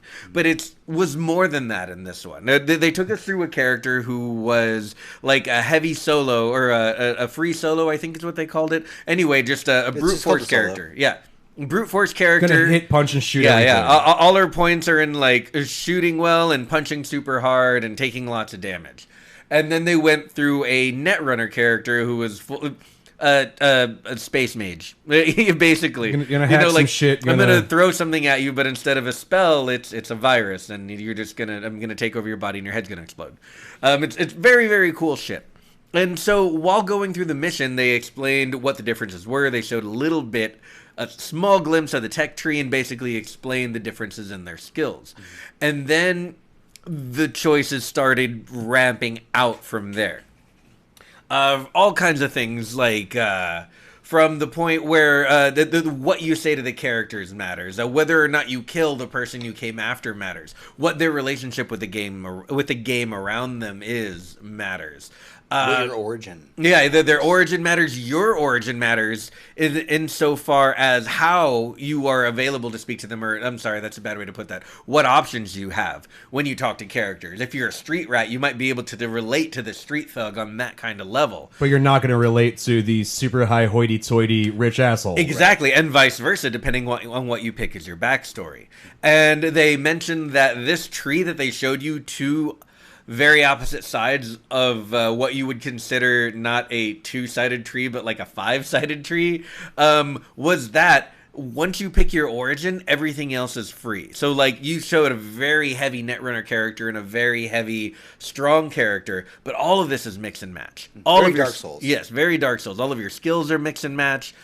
And then when they got into the QA afterwards, after showing the mission being beaten in two different ways, they do a QA, and there's a lot of questions about customization, from how to select your gender, which is basically there's not that. Gender. Yeah, if you want to be a dude, right, you can make a dude. Right. If you want to be a lady, you can make a lady. Yeah. But if you want a dude body with a lady voice, hey. Yeah, and everything in between. There might be, and this is not confirmed at all, it's just kind of a meme at this point, a checkbox for penis. Penis, yes or no? Click on, off. I hope that's a checkbox. Me too, because that'd be great. Because if not, no penis. Great. Do you want one or not? Whether you look female or male or anything on like the that. Body, though? Probably not, but maybe. It's cyberpunk. You can put, I don't know. But in my weird future, you can put the penis wherever you want. Right. So they started talking about mods. They started talking about mods, and everything from mods on your character to mods you can install in your body, which it seemed a little Putting bit penis anywhere. It seemed a little bit what's the word? Intimidating. The fact that you can put your penis anywhere. What was intimidating was your explanation right now is feeling just intimidating on the level of customization for this game that I just kind of want to play because you just shoot people in the future. Right. So they did the breadth and width of the options for things like your skill tree, and great, and your character, which is great, and also the weapons you carry can also be modified in lots of interesting ways to do different things. So it's not just like you get like a shotgun as a shotgun. Here's the Ambrose 45 pistol. It's like here's your pistol. Do you need a bigger magazine or other things? So Tony, like, have you ever played a game aside from Destiny in which you picked up a weapon? Any other game aside from Destiny? I once played this one with an Italian plumber, and you really liked that weapon, but you found out like 20 minutes in the game that weapon sucks. Why are you even using that? Right. Yeah. Division, like what comes to mind. You're like, cool, that's entirely just a throwaway thing. A big thing they're doing with Cyberpunk is if you find a favorite weapon, you can just take it, mod it, and make it better, and that's your gun. Mm-hmm. Okay, cool.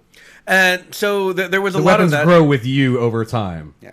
Right, so they basically showed you a different area of the city, and they showed off some of the gangs, and after the Q&A, they went all the way down to the creator of Cyberpunk so that he could explain how he created a lot of the gangs, namely the Animals and the Voodoo Boys, because there were some accusations that CDPR was creating this very, very white company was making these black gangs in their futuristic city and calling them the Animals. And then they're like, what? No. And the Voodoo Boys. And the Voodoo Boys are like not even from the correct origin for that name. Yeah. And so they're like, this is just out and out racist. How dare they do such archetypes? This is basically digital blackface. And they're like, we didn't.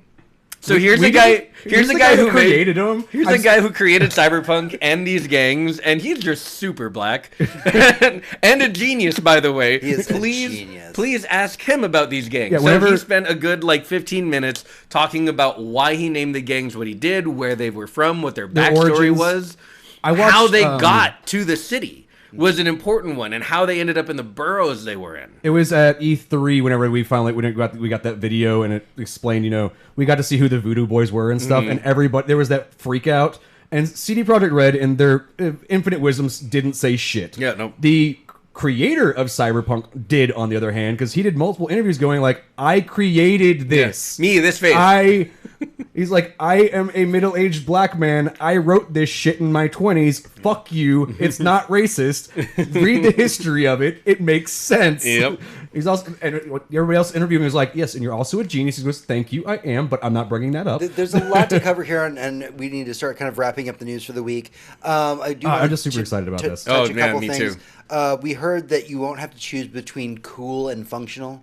You Correct. You can have style, but also have whatever weapons you want. Really, that'll be really cool. That was the problem with Metro, Metro, whatever it was. Which one? The most recent one. Exodus. Oh, Exodus. yeah. Exodus. Yeah, it was like you upgraded your guns, and then you had to get the better gun. Yeah. And if you lost those parts, your gun sucked again.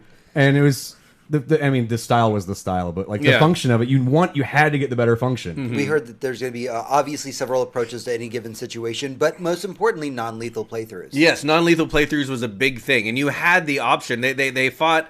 Somebody who plays non-lethal playthroughs of Deus Ex, fuck that. But also, I'm so on board. Yeah, I tried Deus Ex non-lethal. That lasted about the first scene. I was gonna say that lasted a whole 3 rooms until I was like, how do I get through that? Fuck it. Boom. Yeah, it's I need to get through that, and there's 7 dudes shooting. Ah, fuck it, they're dead. I think it was I was standing in front of a door and there were turrets. I was like, well, fuck, now what? And then someone says, if you hack the turrets, you can just pick them up with your strength skill and walk around with an activated turret. And I'm like, fuck, non-lethal. That sounds incredible. So much easier to kill everything in front of me. CDPR hired real city planners to actually make Night City so that it actually feels and flows like a natural city. Correct. And there've been all kinds of tidbits about the map. Everyone wants to know, how big is the map? How big is the map? And apparently it is a tiny bit smaller than all of The Witcher 3, which is enormous, but also vertically much, much, much, much, much bigger, because The Witcher 3 was pretty flat. And that Cyberpunk is going to have a dedicated team for side quests. Yes. Which is what they did with The Witcher 3, which is, again, what made the game feel so substantial. Because in most video game writing, a side quest immediately detracts from the main story. It's I guess I'm going and doing this now. Fallout 4 and Fallout 3 suffer from this greatly. It's I need to find my dad, I need to find my son. Oh, but I need to collect 42 bottle caps. Right. So these side quests all not only, at least calling back to their last game experience, all, if they didn't advance the story in some subtle way, they at the very least built out a major function of the world.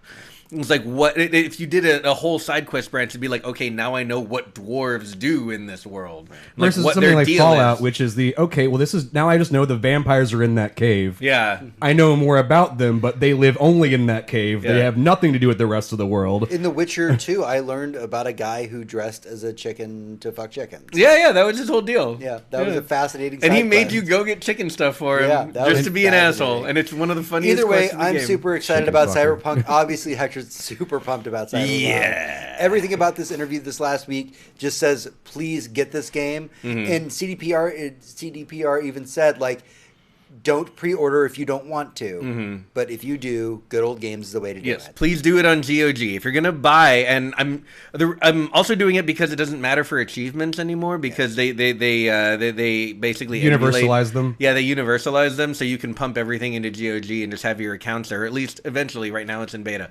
but if you buy it through GOG, GOG is owned by the same company that owns CD Projekt Red, which is CD Projekt, and Basically, 100%. 100% goes to the company. Steam doesn't get a cut. EA doesn't get a cut. The Epic Store doesn't get a cut. You buy it through GOG, and you're putting your full support into this team that made this game. That's the one thing is I like to play on console as well, and I don't think that they have console sales on there to get you a code. No, they don't. That's the one thing. But they will watch your achievements from your console accounts and put them in your GOG because profile. I kind of want. That's the one thing I do hope eventually they will do is if you buy it for Windows, you also get it on like at least a console platform, like what Microsoft does. Like you buy a Microsoft game, you get it on the other thing. Yeah, I feel like this is a third party company that would be willing to do that. It could be like they would be the kind of first one to kind of throw that out there, right? And I know this isn't the one for it, but I honestly am thinking about switching over to PC just for this game, mostly because I know it will run way better than it will on console. And I think I'm probably planning, because I don't have the details yet, somewhere between like a $1,200 and $1,600 purchase when this game comes out. You literally just upgraded your computer like 2 weeks ago. Not the video card. Oh yeah. And the new gen comes out like around April of next year. So like basically perfect time. All right, that's everything we have for the news this week. We're going to take a small break, and when we come back, we'll be getting into our main topic in the boss room. All right, everybody have drinks? Yeah, Yes. I just got him one. Jenny got put away because she was coughing a bunch. Oh we my have to god, put I need to take James this away? off. I'm too fucking hot. I need to let my ears cool down for just a minute. All right, so like I said, I'm going to go ahead and go into the intro to this, and I'll let you know when it's okay to chime in, because there's going to be a lot of things to talk about here. Feel free to voice your opinions. I'm sure we'll say this during the segment itself. Usually during boss rooms, we take we take kind of a debate segment. You know, one side this, one side this. Much Can like we really do that on this? much like Nazis. All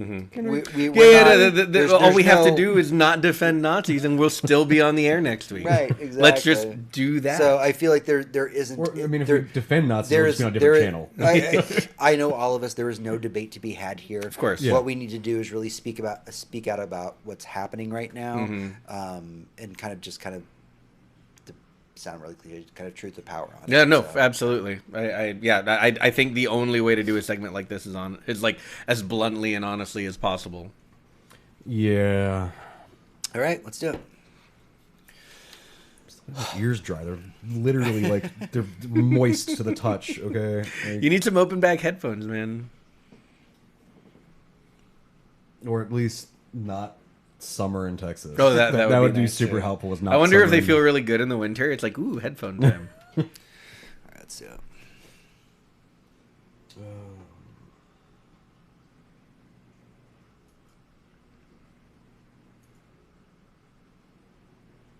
Oh.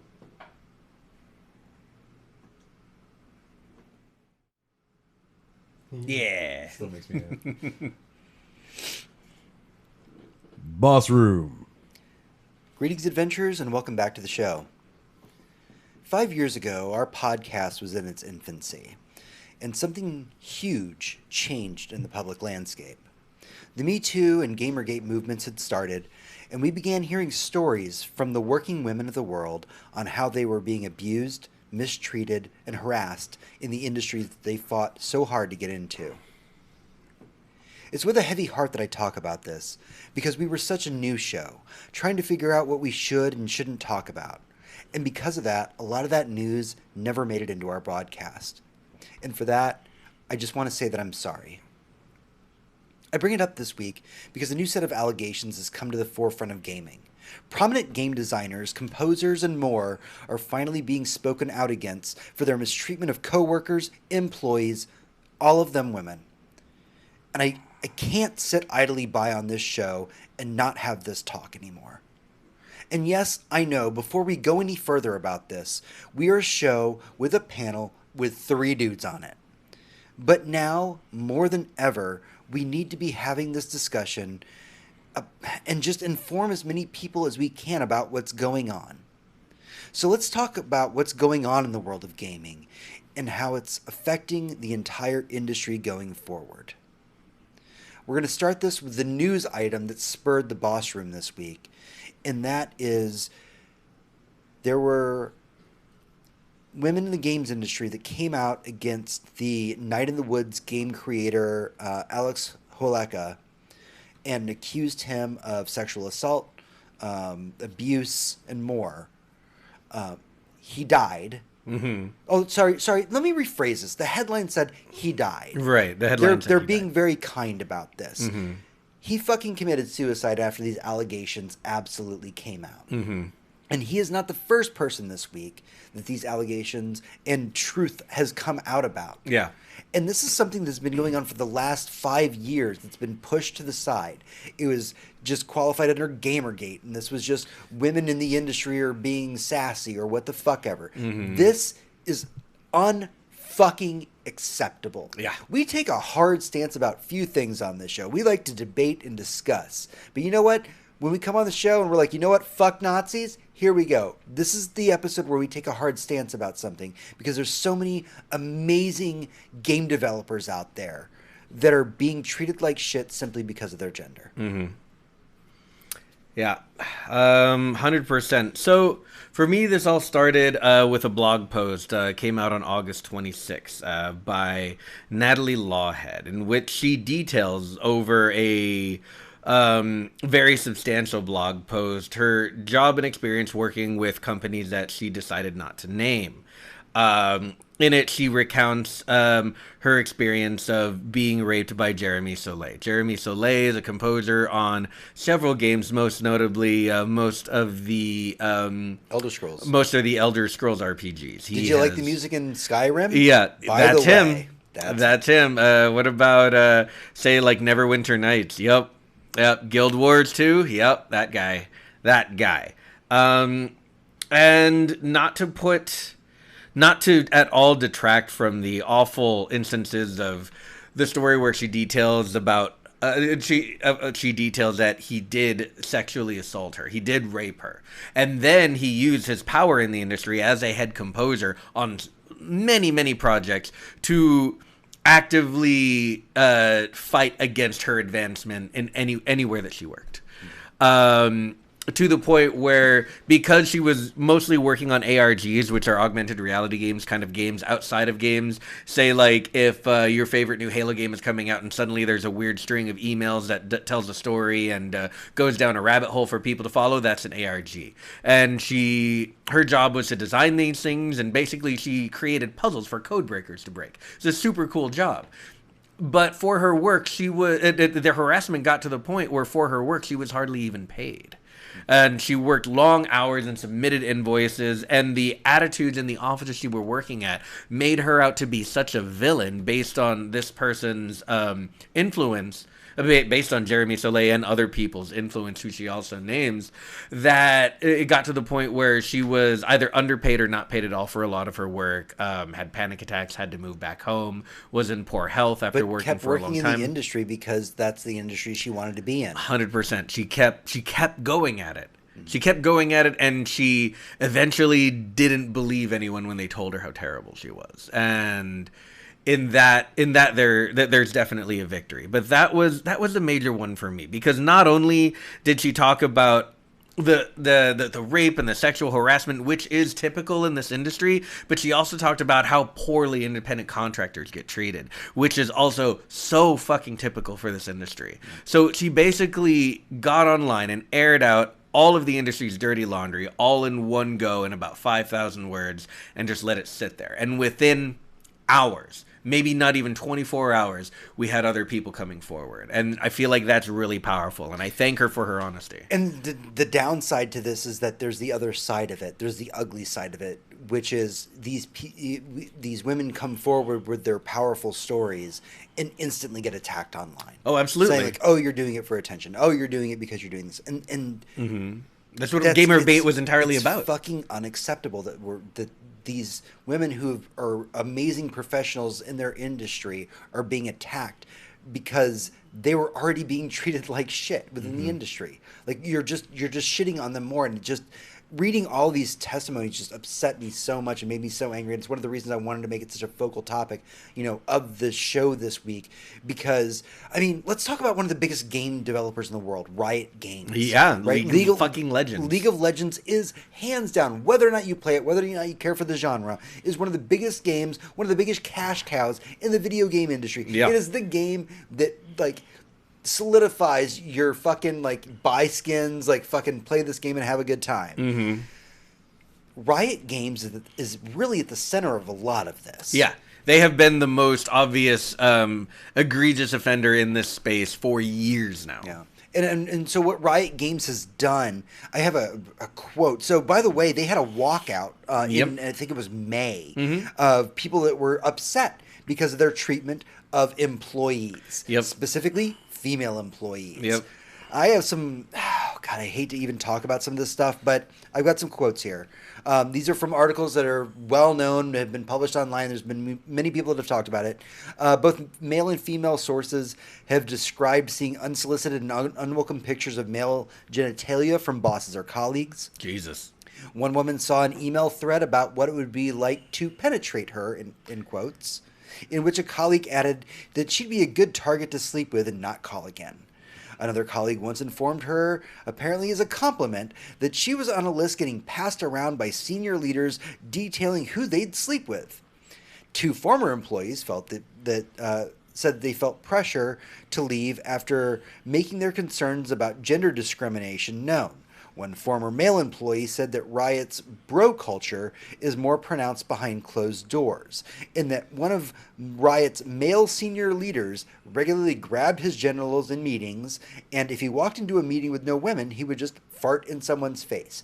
That is Jesus fucking that Christ. is a statement I would expect to hear out of like a 5-year-old. Yeah. And not somebody who worked in a professional industry. Yeah, I mean, or like at the very worst, like a college frat. If that happened to me at work, I'd go to jail because I would beat the shit out of my boss. They I said weirdly that, thought we were like, for a second, I was like, this is a character that Leonardo DiCaprio has played. Right. Like, it's just that level of unbelievable. And You're that's like, the thing. no, this I'm- obviously, no. I am getting there's a the quote- biggest Mad hold Men on. vibes right now. There's a quote from within Riot Games from forever ago when this whole thing first came to light and what started bringing these accusations forward, saying that there was a quote from one of the developers saying that gaming culture is the last remaining safe haven for teen white boys and that we have to protect that. Oh, Lord.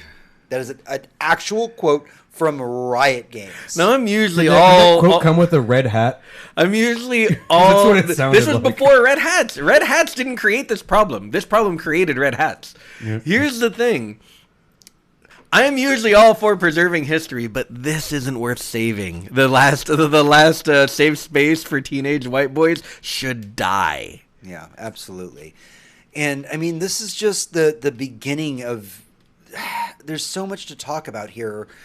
It's something that hurts my heart. And again, we are a panel of like 3 straight white dudes or three straight dudes, and just being like, hey, maybe don't treat women like shit. And that's the thing. Like, it needs to be I more remember than being that. raised There's- that way. Right? I was literally raised by my mother and her 3 sisters. So yeah, I have a lot to say about people who mistreat women. A lot to say about it. And like you said earlier, we have a thing, yes, fucking punch Nazis, fucking kill Nazis. Right. I'll say this about any rapist and sexual harassers, you're not far behind. If you kill yourself after someone finds out that you raped someone, I'm glad you're dead.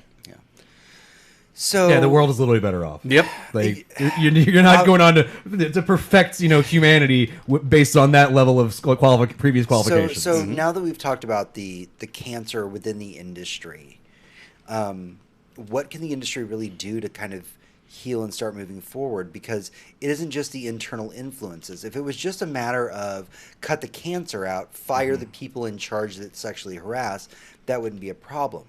But we obviously hear stories, going as far back as Gamergate, where these women were coming out, telling their story, speaking their truth, and immediately were being attacked online. Right. So there's this backlash of these people that, by the way, as somebody who's a nerd podcast, we would consider most nerds our peers. Yeah, absolutely. But then we hear a story like this, and we're like, but we don't want to be associated with that. It's hard to be like, well, I'm a nerd, because immediately we go to think, oh man, but the nerds are like, yeah, they're doing something that I don't like. I never wanted to be a group where I could say like, well, I'm an X. Oh, but not that kind. Right. But here we are. Right. It's well, fun. To be... this is all right. This it's very similar to that. There's the differentiating between nerds. We like comic books, but we're not the guy that doesn't bathe that stays at the comic book store nonstop and I mean, we literally have seen and smelled that guy at the comic book store. And everyone just automatically thinks of comic book guy from The Simpsons. Yeah, That's the but character. this person also does exist in real life, and you have to separate your level of comic books. You're like, oh, I like comic books, but not. I'm not that kind of nerd. Right. Like, oh, I like video games, but I'm not going to sexually harass women. Like, we have to make these qualifications of saying who we are based on the things that we enjoy, because other people ruin good things. So I guess that begs the question when we talk about this. Obviously, we're all in agreement that these things are horrible. We definitely don't want to be in association with the people online that are harassing these amazing game programmers and game developers. We have to really ask ourselves the question, what can we do to make things better? And there's not a whole lot. I mean, obviously, they're fighting the good fight right now. Yeah. I mean, all we can do, as far as I can tell, is what we're all doing right now, and that's be an ally. Call it out when we see it, make noise about it online, but here and on the internet and in our podcast. You said that, and you're right when you say that we're straight men, and we don't have a lot of lane space in which to talk about this problem. That being said, I think it's even more important in that case for us to speak up and condemn it, because if faces like ours do, then faces like ours somewhere else are probably less likely to say that shit in front of us. Yeah. And the more of us there are who share these opinions, the less safe space they have. And it's something that I try to, like, whenever I've recently been playing video games with more and more people, just try to expand. I joined a new clan, and I'm getting to know all these new people, right? I've never met them, and I only know them through their voice and gamer tag. And sometimes they say things that I'm like, no, don't fucking say that. And they start going, and I'm like, no, that's not okay. You don't say those things or think those things, because that's not what people do. Yeah. And that is something that kind of, when I was thinking about this topic and I was wanting to talk about it with the panel and trying to, God, reading all this news, just it was heavy, man. It's draining. It really is draining. Is that there's a big problem with this, and if you as the listener right now want something to relate to, if maybe you're saying maybe this doesn't relate to me because this is in the world of game development, I'm not a game developer, I'm not a person making sexually harassing comments. You're not being sexually harassed. Well, then good for you, because you're not being. That's good. Bully for you. But how does this relate to you as somebody who is just a guy who plays games online? There is a big problem, and I think this is the reason that I really wanted to talk about this. That I don't think that we think about. A big problem with this is that it's not just game creators, but the players who play these games as well. Many of us are just as guilty for the things that we say online. The moment we hear the mic turn on and we hear a female voice, there are things that are said, there are horrible things that come out of our mouth. Automatically. All of this feeds into a culture that does not need to exist anymore. It doesn't. It's something that you may have thought was funny 10 years ago. That's not how humanity is. First off, humanity should never operated that way. Agreed. But if we What was the movie Hector just watched earlier? Sorry, just to it's a complete side tangent, but to explain the history of humanity real quick, we're basically a bunch of disgusting rapists throughout the history of ever. Pretty much. But maybe because now we can talk to each other at a much more quicker pace, we can stop being that way. Maybe we can do better. There were two type of people who watched Mad Men. There were people, three. There was one who just enjoyed a historical drama. Sure. That's probably all of us at the table. There were those of us who watched it and said, I miss the old times, i.e. racism and sexism. The nostalgia people. And then there's everyone else who watched it and went, I'm really disgusted because holy crap, the past was bad. I feel like there were a lot of people who watched Mad Men who are our age who went wait, what? Because, I mean, we all heard about how bad it was, and we might have seen, some later episodes of Cheers on rerun when we were very young to see, how women are treated in the workplace, but they worked in a bar, and, it's a sexually charged atmosphere, and all the other bullshit excuses men give for how they treat women badly. Right. But going all the way back to Mad Men and seeing an office environment with men in suits and women in dresses and everyone being very professional and working in a high-rise in Manhattan and just watching the kind of misogyny go on and going, wait, really? I couldn't get away with this in a college dorm anymore. How is this acceptable. Well. The college dorm discussion is a whole nother really offensive discussion. That's very true. But I mean, hopefully I couldn't get away with this in a hopefully, college dorm in an ideal college dorm. You could not get away with it. So, yeah, no, you're exactly right on that. That kind of shock value, I think, is good for a lot of us. I mentioned that I went to go see The Nightingale earlier in the show. And that was a very shocking movie. And that kind of shock value really kind of gave me a better idea of what it must have been like for women in that situation, in that time, because we all think of rape as this horrible traumatic event that happens and then goes away, then you deal with the aftermath. Right. But when it's systemic and when it's constant, I mean, it's just how, you live your life. And you were talking earlier about how women usually have to grow up faster than what men, and this is why. Because by the time they're old, but by the time they're prepubescent, they're probably already getting catcalled in the street if they deign to walk down it. And these people, it's something I wanted to say earlier, are all our mothers and our sisters and our daughters and any of the women you love in your life. When you look at them and you think about the statistics, and you're like, I mean, you don't know. You hope nothing bad ever happened to them, but we just don't live in that world. But we need to. We need to get there. And I think that it's time that we as... I put my hopes that the games industry is waking up to this and is starting to put their best foot forward and starting to fix these practices that have been so rotten and corrupted to their core for so many years.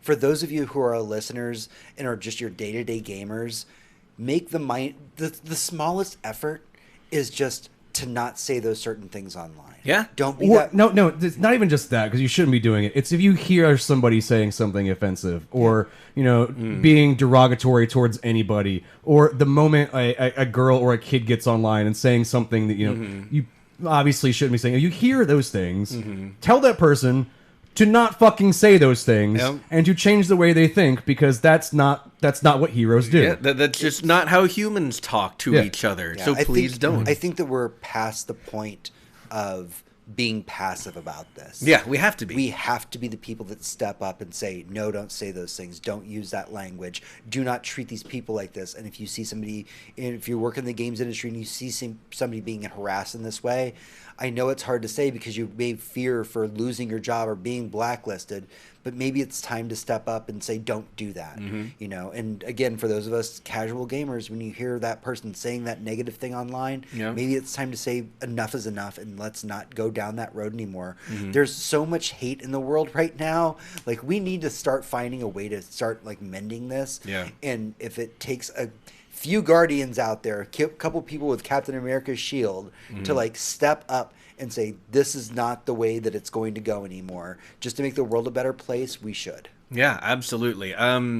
Just speaking on this and how most of us fight this fight will probably be online in game lobbies and chat rooms, and I wanted to point out that I think I talked about this a little bit last week, but I recently got back into Overwatch, and one thing that I was reminded of that really impressed me was how easy it was to ignore a toxic person.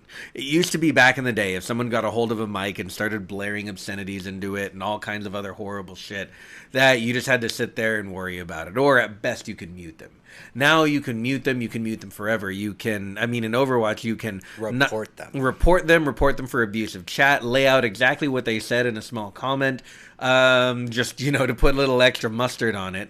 You can select an option to avoid them in the future, so you never have to play with them again. There's a lot of options there, and that needs to be more Xbox prevalent. Live used to be known as the most toxic place in video games ever. And it earned it. Yeah, but now they are one of the friendliest because Microsoft literally put in rules. They put out acceptable things you can say that can be derogatory, being get good, scrub. It's just totally fine. Yeah. And that's completely neutral. But then they're like, but you can't use these words. And it's now to the point where it's not just if somebody says these things, you can immediately report them, and the system goes, yeah, we've got AI, we know what the fuck words those are, we can immediately block this person from having any contact with anybody. I personally got blocked for a week of not being able to chat because I said something I shouldn't have said. You said a boom boom. I said, I'll tell you later. It's very funny, but it was very inappropriate. Okay.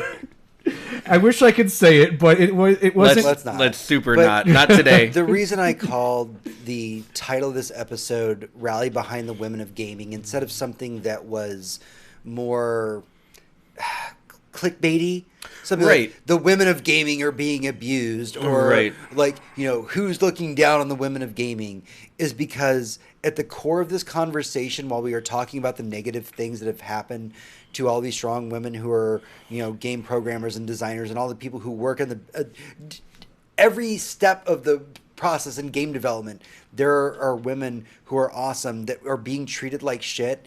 And right now is the moment that we need to rally behind them and say, we are equal. Mm-hmm. And I will fight anybody who says that you are less than. Agreed. Yeah, I mean, I love that.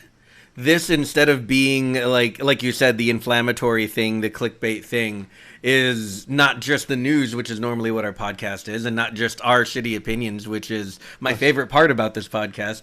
This is, I would consider it for all our listeners, a call to action. Yeah. Defend the women around you in your space, not because they're your women or the women you know, not because they're your family, but because it's a decent fucking thing to do. And probably all the women in your life could use a fucking break, and you can help them with that. Yeah. All right, that is everything we have for the show this week. If you have any questions, comments, concerns about any things that we've talked about, we would love to hear your input. I know this was a very serious discussion, but this was a talk that needed to be had. Tony, where can they find us? Facebook.com/TheSurlyNerd. At The Surly Nerds, our Twitter. Info at TheSurlyNerd account is our email address.